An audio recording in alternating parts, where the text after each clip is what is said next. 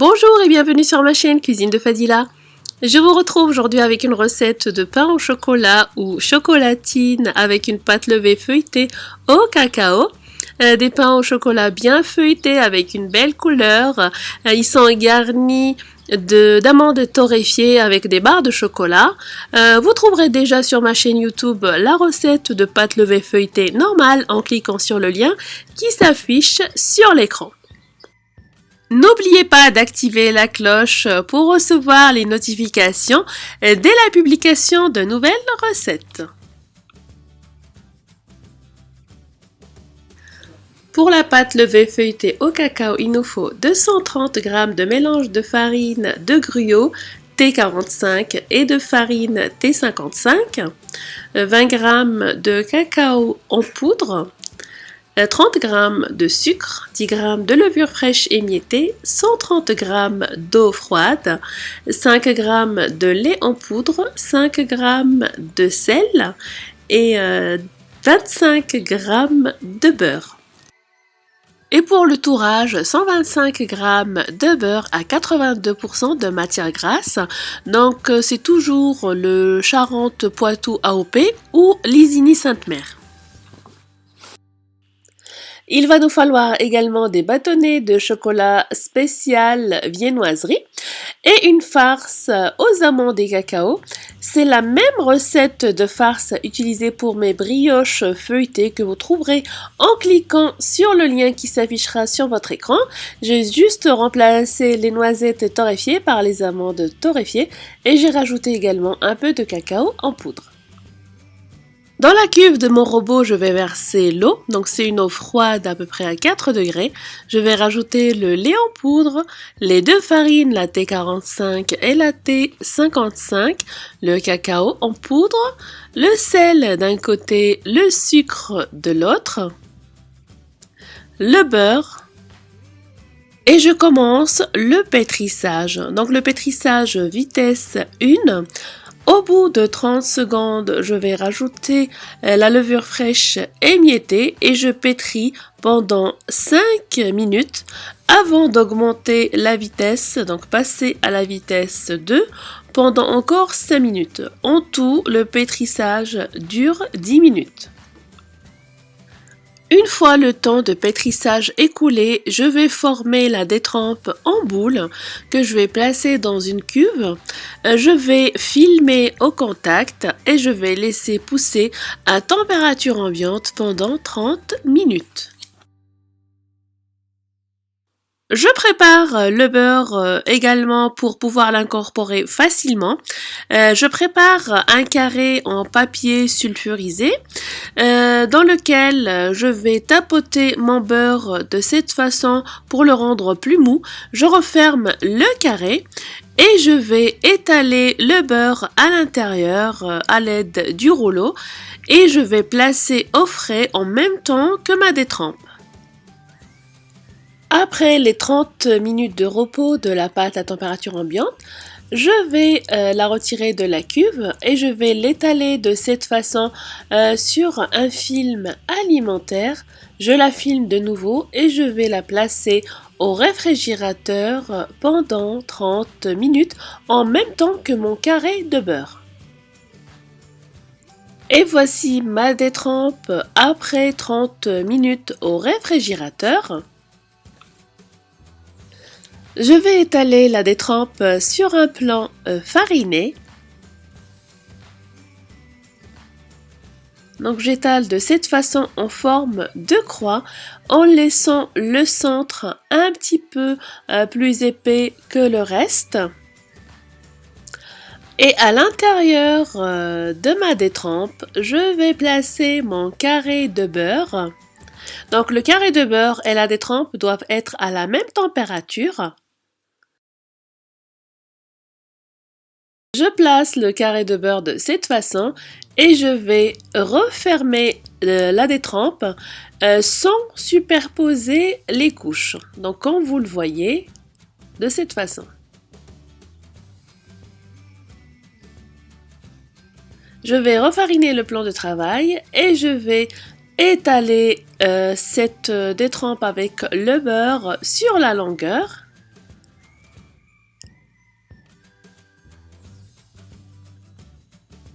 pour pouvoir faire le tour double. Donc je vais enlever l'excédent de farine avec une brosse. Donc voilà, là j'ai fait le tour double. Je refarine le plan de travail, je place ma pâte levée feuilletée côté fermeture à ma droite et j'étale de nouveau sur la longueur.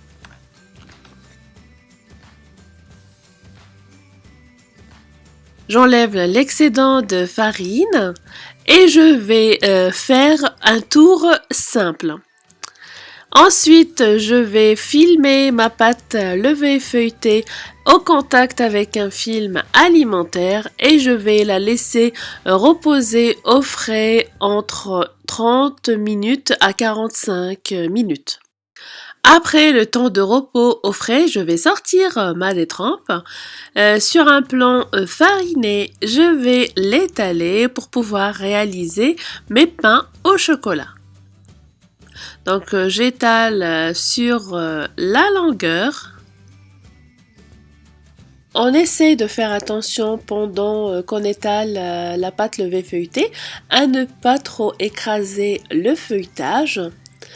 Et on essaye d'étaler de façon droite. On pense également à retirer l'excédent de farine avec une brosse.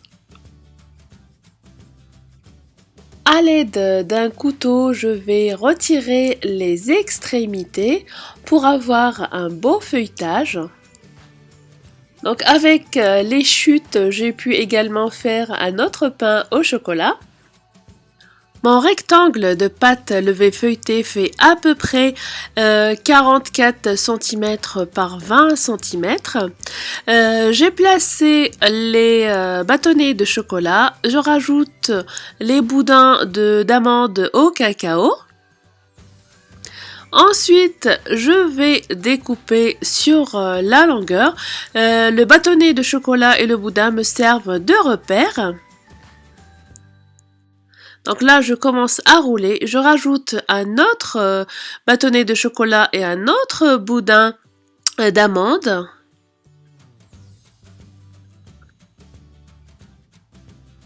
Et je continue de la même façon. Je rajoute un bâtonnet de chocolat, un boudin d'amande et je roule.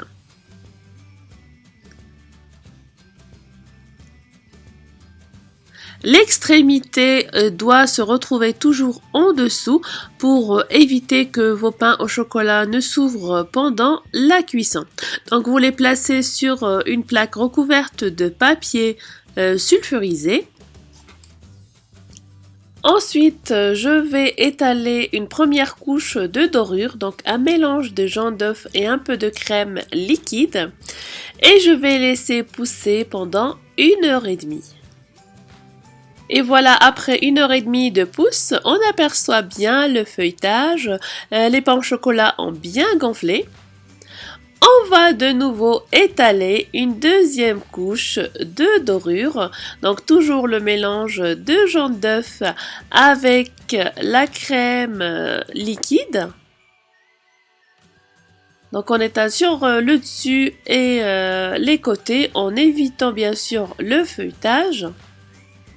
Et j'enfourne dans un four préchauffé à 190 degrés pour à peu près 25 minutes en vérifiant la coloration et la cuisson de temps en temps.